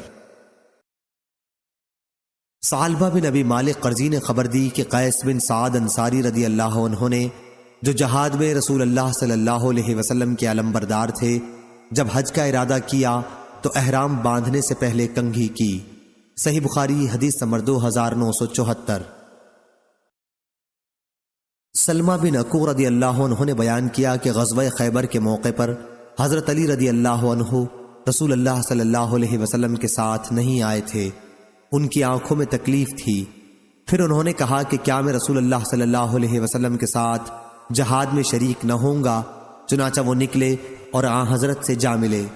اس رات کی شام کو جس کی صبح کو خیبر فتح ہوا ہے، آن حضرت صلی اللہ علیہ وسلم نے فرمایا کہ میں اسلامی پرچم اس شخص کو دوں گا، یا آپ نے یہ فرمایا کہ کل اسلامی پرچم اس شخص کے ہاتھ میں ہوگا جسے اللہ اور اس کے رسول اپنا محبوب رکھتے ہیں، یا آپ نے یہ فرمایا کہ جو اللہ اور اس کے رسول سے محبت رکھتا ہے اور اللہ اس شخص کے ہاتھ پر فتح فرمائے گا۔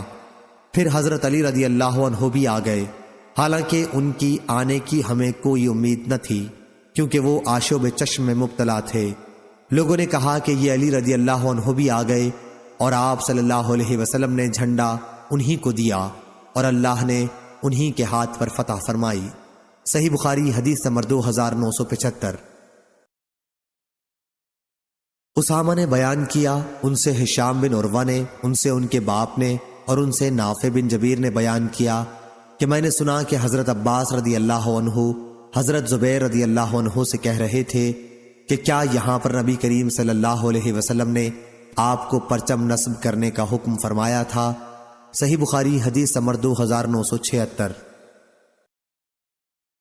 لیث نے بیان کیا، ان سے عقیل نے، ان سے ابن شہاب نے، ان سے سعید بن مسیب نے، اور ان سے ابو ہریرہ رضی اللہ عنہ نے بیان کیا کہ رسول اللہ صلی اللہ علیہ وسلم نے فرمایا، مجھے جامع کلام جس کی عبارت مختصر اور فصیح و بلیغ ہو اور معنی بہت وسیع ہو دے کر بھیجا گیا ہے، اور رعب کے ذریعے میری مدد کی گئی ہے۔ میں سویا ہوا تھا کہ زمین کے خزانوں کی کنجیاں میرے پاس لائی گئیں اور میرے ہاتھ پر رکھ دی گئیں۔ حضرت ابو ہریرہ رضی اللہ عنہ نے فرمایا کہ رسول اللہ صلی اللہ علیہ وسلم تو اپنے رب کے پاس جا چکے، اور جن خزانوں کی وہ کنجیاں تھیں انہیں اب تم نکال رہے ہو۔ صحیح بخاری حدیث نمبر 2977۔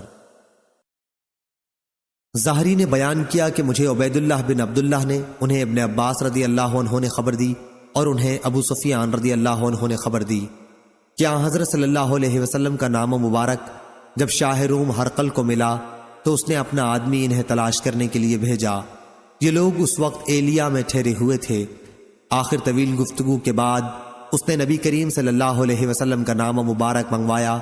جب وہ پڑھا جا چکا تو اس کے دربار میں ہنگامہ برپا ہو گیا، چاروں طرف سے آواز بلند ہونے لگی اور ہمیں باہر نکال دیا گیا۔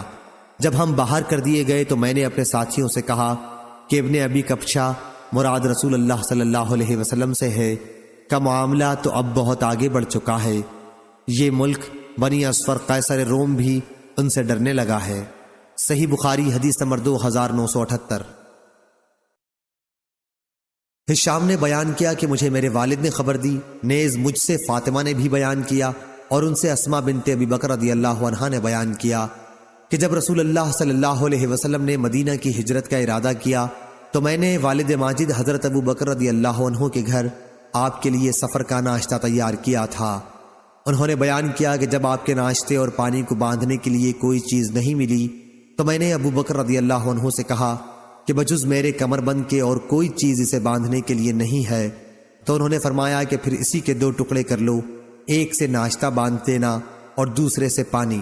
چنانچہ اس نے ایسا ہی کیا، اور اسی وجہ سے میرا نام ذات النطاقین 2 کمر بندوں والی پڑ گیا۔ صحیح بخاری حدیث نمبر 2979۔ عطا نے خبر دی، انہوں نے جابر بن عبداللہ رضی اللہ عنہ سے سنا، آپ نے بیان کیا کہ ہم لوگ نبی کریم صلی اللہ علیہ وسلم کے زمانے میں قربانی کا گوشت بطور توشہ مدینہ لے جایا کرتے تھے۔ یہ لے جانا بطور توشہ ہوا کرتا تھا، اس سے باب کا مطلب ثابت ہوا۔ صحیح بخاری حدیث نمبر 2980۔ سوید بن نعمان نے خبر دی کہ خیبر کی جنگ کے موقع پر وہ نبی کریم صلی اللہ علیہ وسلم کے ساتھ گئے تھے۔ جب لشکر مقام صحبہ پر پہنچا جو خیبر کا نشیبی علاقہ ہے، تو لوگوں نے عصر کی نماز پڑھی اور نبی کریم صلی اللہ علیہ وسلم نے کھانا منگوایا۔ حضرت صلی اللہ علیہ وسلم کے پاس ستو کے سوا اور کوئی چیز نہیں لائی گئی، اور ہم نے وہی ستو کھایا اور پیا۔ اس کے بعد نبی کریم صلی اللہ علیہ وسلم کھڑے ہوئے اور آپ نے کلی کی، ہم نے بھی کلی کی اور نماز پڑھی۔ صحیح بخاری حدیث نمبر 2981۔ سلمہ رضی اللہ عنہ نے بیان کیا کہ جب لوگوں کے پاس زاد راہ ختم ہونے لگا تو نبی کریم صلی اللہ علیہ وسلم کی خدمت میں لوگ اپنے اونٹ ذبح کرنے کی اجازت لینے حاضر ہوئے۔ آپ صلی اللہ علیہ وسلم نے اجازت دے دی۔ اتنے میں حضرت عمر رضی اللہ عنہ سے ان کی ملاقات ہوئی۔ اس اجازت کی اطلاع انہیں بھی ان لوگوں نے دی۔ عمر رضی اللہ عنہ نے سن کر کہا، ان اونٹوں کے بعد پھر تمہارے پاس باقی کیا رہ جائے گا، کیونکہ انہی پر سوار ہو کر اتنی دور دراز کی مسافت بھی تو طے کرنی تھی۔ اس کے بعد عمر رضی اللہ عنہ نبی کریم صلی اللہ علیہ وسلم کی خدمت میں حاضر ہوئے اور عرض کیا، یا رسول اللہ، لوگ اگر اپنے اونٹ بھی ذبح کر دیں گے تو پھر اس کے بعد ان کے پاس باقی کیا رہ جائے گا؟ آپ صلی اللہ علیہ وسلم نے فرمایا، پھر لوگوں میں اعلان کر دو کہ اونٹوں کو ذبح کرنے کے بجائے اپنا بچا کھچا توشہ لے کر یہاں آ جائیں۔ سب لوگوں نے جو کچھ بھی ان کے پاس کھانے کی چیز باقی بچ گئی تھی حضرت صلی اللہ علیہ وسلم کے سامنے لا کر رکھ دی۔ آپ صلی اللہ علیہ وسلم نے دعا فرمائی اور اس میں برکت ہوئی۔ پھر سب کو ان کے برتنوں کے ساتھ آپ نے بلایا، سب نے بھر بھر کر اس میں سے لیا، اور جب سب لوگ فارغ ہو گئے تو رسول اللہ صلی اللہ علیہ وسلم نے فرمایا کہ میں گواہی دیتا ہوں کہ اللہ تعالیٰ کے سوا اور کوئی معبود نہیں، اور میں اللہ کا رسول ہوں۔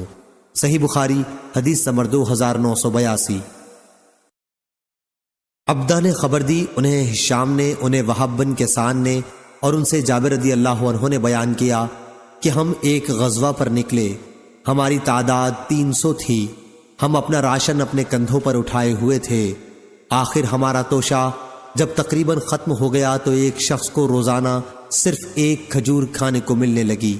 ایک شاگرد نے پوچھا، اے ابو عبداللہ، جابر رضی اللہ عنہ 1 کھجور سے بھلا ایک آدمی کا کیا بنتا ہوگا؟ انہوں نے فرمایا کہ اس کی قدر ہمیں اس وقت معلوم ہوئی جب 1 کھجور بھی باقی نہیں رہ گئی تھی۔ اس کے بعد ہم دریا پر آئے تو ایک ایسی مچھلی جسے دریا نے باہر پھینک دیا تھا، اور ہم 18 دن تک خوب جی بھر کر اسی کو کھاتے رہے۔ صحیح بخاری حدیث نمبر 2983۔ ابن ابی ملیکہ نے بیان کیا اور ان سے عائشہ رضی اللہ عنہا نے کہ انہوں نے عرض کیا، یا رسول اللہ صلی اللہ علیہ وسلم، آپ کے اصحاب حج اور عمرہ دونوں کر کے واپس جا رہے ہیں اور میں صرف حج کر پائی ہوں۔ اس پر حضرت صلی اللہ علیہ وسلم نے فرمایا کہ پھر جاؤ عمرہ کراؤ۔ عبد الرحمن رضی اللہ عنہ، عائشہ رضی اللہ عنہا کے بھائی، تمہیں اپنی سواری کے پیچھے بٹھا لیں گے۔ چنانچہ آپ نے عبد الرحمن رضی اللہ عنہ کو حکم دیا کہ تنعیم سے احرام باندھ کر عائشہ رضی اللہ عنہا کو عمرہ کرا لائیں۔ رسول اللہ صلی اللہ علیہ وسلم نے اس عرصے میں مکے کے بالائی علاقے پر ان کا انتظار کیا یہاں تک کہ وہ آ گئیں۔ صحیح بخاری حدیث نمبر 2984۔ عمرو بن دینار نے بیان کیا، ان سے عمرو بن عوس نے، اور ان سے عبد الرحمن بن ابی بکر صدیق رضی اللہ عنہ نے بیان کیا کہ مجھے نبی کریم صلی اللہ علیہ وسلم نے حکم دیا تھا کہ اپنی سواری پر اپنے پیچھے حضرت عائشہ رضی اللہ عنہا کو بٹھا کر لے جاؤں اور تنعیم سے احرام باندھ کر عمرہ کرا لاؤں۔ صحیح بخاری حدیث نمبر 2985۔ ایوب نے بیان کیا، ان سے ابو قلابہ نے اور ان سے انس رضی اللہ عنہ نے بیان کیا کہ میں ابو طلحہ رضی اللہ عنہ کی سواری پر ان کے پیچھے بیٹھا ہوا تھا۔ تمام صحابہ حج اور عمرہ دونوں ہی کے لیے ایک ساتھ لبیک کہہ رہے تھے۔ صحیح بخاری حدیث نمبر 2986۔ ابو صفوان نے بیان کیا، ان سے یونس بن یزید نے، ان سے ابن شہاب نے، ان سے عروہ نے، ان سے اسامہ بن زید رضی اللہ عنہ نے کہ رسول کریم صلی اللہ علیہ وسلم ایک گدھے پر اس کی پالان رکھ کر سوار ہوئے جس پر ایک چادر بچھی ہوئی تھی، اور اسامہ رضی اللہ عنہ کو آپ نے اپنے پیچھے بٹھا رکھا تھا۔ صحیح بخاری حدیث نمبر 2987۔ نافع نے خبر دی اور انہیں عبداللہ بن عمر رضی اللہ عنہ نے کہ فتح مکہ کے موقع پر رسول کریم صلی اللہ علیہ وسلم مکے کے بالائی علاقے سے اپنی سواری پر تشریف لائے۔ اسامہ رضی اللہ عنہ کو آپ نے اپنی سواری پر پیچھے بٹھا دیا تھا، اور آپ کے ساتھ بلال رضی اللہ عنہ بھی تھے، اور عثمان بن طلحہ رضی اللہ عنہ بھی، جو کعبے کے کلید بردار تھے۔ حضرت صلی اللہ علیہ وسلم نے مسجد الحرام میں اپنی سواری بٹھا دی اور عثمان رضی اللہ عنہ سے کہا کہ بیت اللہ الحرام کی کنجی لائیں، اور عثمان رضی اللہ عنہ سے کہا کہ بیت اللہ الحرام کی کنجی لائیں۔ انہوں نے کعبے کا دروازہ کھول دیا اور رسول کریم صلی اللہ علیہ وسلم اندر داخل ہو گئے۔ آپ صلی اللہ علیہ وسلم کے ساتھ اسامہ، بلال اور عثمان رضی اللہ عنہم بھی تھے۔ آپ کافی دیر تک اندر ٹھہرے رہے، اور جب باہر تشریف لائے تو صحابہ نے اندر جانے کے لیے ایک دوسرے سے آگے ہونے کی کوشش کی۔ سب سے پہلے اندر داخل ہونے والے عبداللہ بن عمر رضی اللہ عنہ تھے۔ انہوں نے بلال کو دروازے کے پیچھے کھڑا پایا اور ان سے پوچھا کہ حضرت صلی اللہ علیہ وسلم نے کہاں نماز پڑھی ہے۔ انہوں نے اس جگہ کی طرف اشارہ کیا جہاں حضرت صلی اللہ علیہ وسلم نے نماز پڑھی تھی۔ حضرت عبداللہ بن عمر رضی اللہ عنہ نے بیان کیا کہ مجھے یہ پوچھنا یاد نہیں رہا کہ حضرت صلی اللہ علیہ وسلم نے کتنی رکعتیں پڑھی تھیں۔ صحیح بخاری حدیث نمبر 2988۔ معمر نے خبر دی، انہیں حمام نے اور ان سے ابو ہریرہ رضی اللہ عنہ نے بیان کیا کہ رسول اللہ صلی اللہ علیہ وسلم نے فرمایا، انسان کے ہر ایک جوڑ پر صدقہ لازم ہوتا ہے، ہر دن جس میں سورج طلوع ہوتا ہے، پھر اگر وہ انسانوں کے درمیان انصاف کر دے تو یہ بھی ایک صدقہ ہے، اور کسی کو سواری کے معاملے میں اگر مدد پہنچائے اس طرح پر کہ اسے اس پر سوار کرائے یا اس کا سامان اٹھا کر رکھ دے تو یہ بھی ایک صدقہ ہے، اور اچھی بات منہ سے نکالنا بھی ایک صدقہ ہے، اور ہر قدم جو نماز کے لیے اٹھتا ہے وہ بھی صدقہ ہے، اور اگر کوئی راستے سے کسی تکلیف دینے والی چیز کو ہٹا دے تو یہ بھی ایک صدقہ ہے۔ صحیح بخاری حدیث نمبر 2989۔ عبداللہ بن مسلمہ نے بیان کیا، ان سے امام مالک نے، ان سے نافع نے اور ان سے عبداللہ بن عمر رضی اللہ عنہ نے کہ رسول اللہ صلی اللہ علیہ وسلم نے دشمن کے علاقے میں قرآن مجید لے کر جانے سے منع فرمایا تھا۔ صحیح بخاری حدیث نمبر 2990۔ سفیان بن عینہ نے بیان کیا، ان سے ایوب سختیانی نے، ان سے محمد بن سیرین نے اور ان سے انس رضی اللہ عنہ نے بیان کیا کہ صبح ہوئی تو نبی کریم صلی اللہ علیہ وسلم خیبر میں داخل تھے۔ اتنے میں وہاں کے رہنے والے یہودی پھاوڑے اپنی گردنوں پر لیے ہوئے نکلے۔ جب حضرت صلی اللہ علیہ وسلم کو مائے آپ کے لشکر کے دیکھا تو چلا اٹھے کہ یہ محمد لشکر کے ساتھ آ گئے، محمد لشکر کے ساتھ، محمد لشکر کے ساتھ صلی اللہ علیہ وسلم۔ چنانچہ وہ سب بھاگ کر قلعہ میں پناہ گزین ہو گئے۔ اس وقت نبی کریم صلی اللہ علیہ وسلم نے اپنے ہاتھ اٹھائے اور نعرہ تکبیر بلند فرمایا۔ ساتھ ہی ارشاد ہوا کہ خیبر تو تباہ ہو چکا، کہ جب کسی قوم کے آنگن میں ہم اتر آتے ہیں تو ڈرائے ہوئے لوگوں کی صبح بری ہو جاتی ہے۔ اور انس رضی اللہ عنہ نے بیان کیا کہ ہم کو گدھے مل گئے اور ہم نے انہیں ذبح کر کے پکانا شروع کر دیا کہ نبی کریم صلی اللہ علیہ وسلم کے منادی نے پکارا کہ اللہ اور اس کے رسول صلی اللہ علیہ وسلم تمہیں گدھے کے گوشت سے منع کرتے ہیں۔ چنانچہ ہانڈیوں میں جو کچھ تھا سب الٹ دیا گیا۔ اس روایت کے مطابق علی نے سفیان سے کی ہے کہ رسول اللہ صلی اللہ علیہ وسلم نے اپنے دونوں ہاتھ اٹھائے تھے۔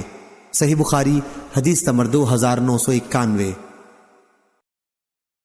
سفیان بن عینہ نے بیان کیا، ان سے عاصم نے، ان سے ابو عثمان نے، ان سے ابو موسیٰ اشعری رضی اللہ عنہ نے کہ ہم ایک سفر میں رسول اللہ صلی اللہ علیہ وسلم کے ساتھ جب ہم کسی وادی میں اترتے تو لا الہ الا اللہ اور اللہ اکبر کہتے اور ہماری آواز بلند ہو جاتی، اس لیے آن حضرت صلی اللہ علیہ وسلم نے فرمایا، اے لوگو، اپنی جانوں پر رحم کھاؤ، کیونکہ تم کسی بہرے یا غائب خدا کو نہیں پکار رہے ہو، وہ تو تمہارے ساتھ ہی ہے، بے شک وہ سننے والا اور تم سے بہت قریب ہے، برکتوں والا ہے، اس کا نام اور اس کی عظمت بہت ہی بڑی ہے۔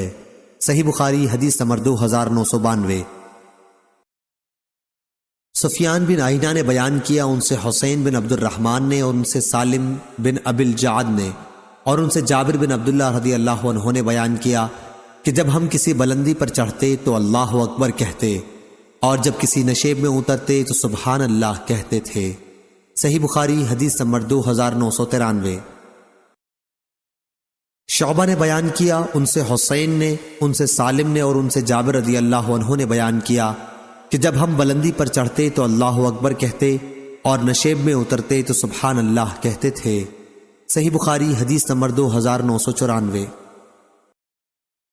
عبدالعزیز بن ابی سلمہ نے بیان کیا، ان سے صالح بن کیسان نے، ان سے سالم بن عبداللہ نے، اور ان سے عبداللہ بن عمر رضی اللہ عنہ نے بیان کیا کہ جب نبی کریم صلی اللہ علیہ وسلم حج یا عمرہ سے واپس ہوتے، جہاں تک میں سمجھتا ہوں یوں کہا، جب آپ جہاد سے لوٹتے تو جب بھی آپ کسی بلندی پر چڑھتے یا نشیب سے کنکریلے میدان میں آتے تو 3 مرتبہ اللہ اکبر کہتے، فرماتے، اللہ کے سوا اور کوئی معبود نہیں، وہ ایک ہے، اس کا کوئی شریک نہیں، ملک اس کا ہے اور تمام تعریفیں اسی کے لیے ہیں، اور وہ ہر کام پر قدرت رکھتا ہے۔